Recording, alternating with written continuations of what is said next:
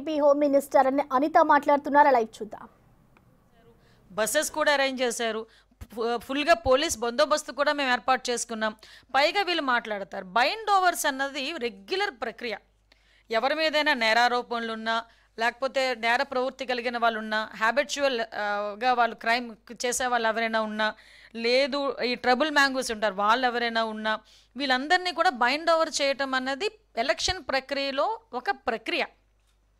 ఎందుకంటే వీళ్ళు ఎలక్షన్ ఏమైనా ఇబ్బంది పెడతారేమో, లేకపోతే ఎటువంటి అవాంఛనీయ సంఘటనలు చేయడానికి వీళ్ళు ఇబ్బంది పడతారేమో అనే విషయంతో ముందుగానే బైండ్ ఓవర్ ఒక వైఎస్ఆర్సీపీ వాళ్ళ మీద కాదండి, బోత్ పార్టీస్ మీద కడతారు.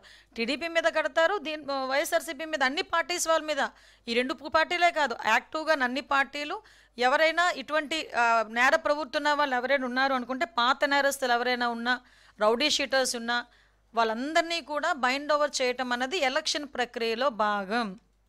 ఈరోజు నిజంగా నాకు ఇప్పటికీ అర్థం కానిది ఏంటంటే, పులివెందుల మాడ్డా అనుకునే వ్యక్తి ఈరోజు ఈ ఎలక్షన్ గురించి ఎందుకు ఇంత భయపడుతున్నాడో జగన్మోహన్ రెడ్డి నాకైతే అర్థం కావట్లే. అంటే ఈరోజు వరకు నాకు తెలిసి పులివెందులకి కూడా ఈ 14 నెలల్లో ఎత్తి కొడితే 10 సార్లు కూడా పోలేదు ఆయన.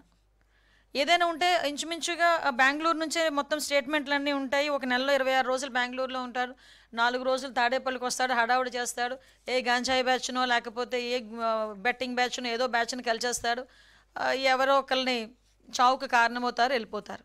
కానీ ఈరోజు పులివెందుల ఎలక్షన్ విషయంలో ఇతను అవినాష్ రెడ్డి గారు కలిసి ఈరోజు చేస్తున్న ఆరోపణలు చూస్తూ ఉంటే నిజంగా వీళ్ళకి అవగాహన నుండి మాట్లాడుతున్నారా, ప్రజలను మభ్యపెట్టడానికి మాట్లాడుతున్నారా? నేనైతే ప్రజలను మభ్యపెట్టడానికి మాట్లాడుతున్నారని చెప్తా. ఇప్పుడు ఎలక్షన్ కమిషన్ ఈ స్లిప్స్ పంచుతారు, మన డిపార్ట్మెంట్ తరపున స్లిప్స్ అందరికీ కూడా పంచుతాం. వీళ్ళు ఏమంటున్నారు, ఎవరైతే ఓటర్స్ ఉన్నారో వాళ్ళు బెంబేలు పడిపోతున్నారు. దేనికి? ఓటర్ లిస్టులో ఏదైతే ఓటర్ స్లిప్ ఉంటామో ఆ స్లిప్లో వాళ్ళు ఏ బూత్లో చేస్తారో, వే ఏంటి, ఎవ్రీథింగ్, ఎన్ని కిలోమీటర్లు అన్నీ కూడా ఓటర్ స్లిప్లో డెఫినెట్గా ఉంటాయి. సో ఓటర్ స్లిప్లు పంచడం అయితే నిన్న ఈవినింగ్కి 95% అయిపోయింది. ఈ రోజుకి 100%, 100కి 100% కూడా ఓటర్ స్లిప్స్ డిస్ట్రిబ్యూషన్ అనేది కూడా జరిగిపోయింది.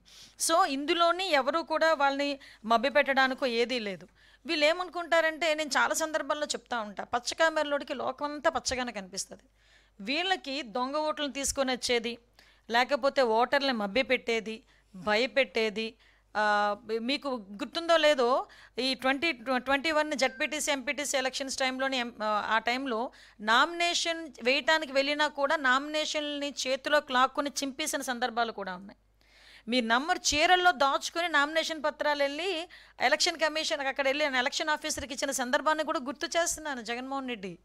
ఈరోజు పులివెందుల్లో కానీ ఒంటిమెట్లో కానీ ఎక్కడా కూడా 11 నామినేషన్లు పడినాయి ఒక పులివెందుల్లోనే. అంటే ఒకసారి మీరు ఆలోచన చేసుకోవాలి. ఈరోజు ఎంత ప్రజాస్వామ్యబద్ధంగా మేము చేస్తున్నాం. తప్పు చేసిన వాడు ఎవరి మీదైనా పార్టీలకు అతీతంగా మేము కేసు ఫైల్ చేస్తున్నాం, దర్యాప్తులు చేస్తున్నాం. అందులో కూడా ఎక్కడ కూడా టాలరేట్ చేసే ప్రసక్తి లేదు. మేము ప్రజాస్వామ్యబద్ధంగా వెళ్తున్నాం. నీతికి, నిజాయితీకి, విలువలతో కూడిన రాజకీయాలు చేయడానికి సిద్ధపడ్డ వ్యక్తి చంద్రబాబు నాయుడు గారు. అటువంటి వ్యక్తి ఆధ్వర్యంలో ఈరోజు సీఎం గారు ఆధ్వర్యంలో జరుగుతున్న, సీఎం గారు ఈరోజు సీఎంగా ఉన్న నేపథ్యంలో ఎలక్షన్ కమిషన్ ఆధ్వర్యంలో జరుగుతున్న ఎలక్షన్ ఇది. ఎక్కడా కూడా ఎటువంటి అవకతవకలకి కానీ మీరంటున్న ఆరోపణలు అటువంటి పరిస్థితి ఇక్కడ లేదు అని చెప్పడానికి నేను విత్ ప్రూఫ్స్ కూడా చూపిస్తున్నా. ఇది కూడా మీకు ఎలక్షన్ కమిషన్ ఆ రోజు finally the polling stations in Vontimitta are published on 17/7/2025 and those of the Pulivendula 19/7/25. So మనకి ఎక్కడా కూడా ఈ అబ్జెక్షన్స్ రైజ్ కూడా కాలేదు. సో పోలింగ్ బూతులు as per election commission guidelines polling బూతులు కూడా మార్చడం జరిగింది. అది కూడా ఎలక్షన్ కమిషన్ గైడ్లైన్స్ ప్రకారం ఎలక్షన్ కమిషన్ మార్చమంటేనే. సో ఇవన్నీ కూడా ఒక్కసారి మనం కూడా అర్థం చేసుకోవాలి.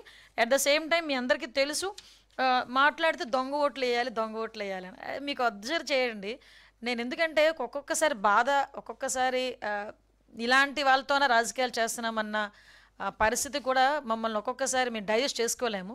ఎందుకంటే లాస్ట్ కుప్పం ఎలక్షన్స్ దగ్గర నుంచి, తిరుపతి బై ఎలక్షన్స్ దగ్గర నుంచి మనకి ఎమ్మెల్సీ గ్రాడ్యుయేట్ ఎలక్షన్స్కి కూడా మనం అబ్జర్వ్ చేసుకుంటే, గ్రాడ్యుయేట్ కాని వాళ్ళని 10th క్లాసు చదివి ఫెయిల్ అయిన వాళ్ళని కూడా ఆ రోజు ఓట్లు వేయడానికి బస్సుల్లో దింపిన సందర్భాన్ని నేను ఈ టైంలో గుర్తు చేయాలి.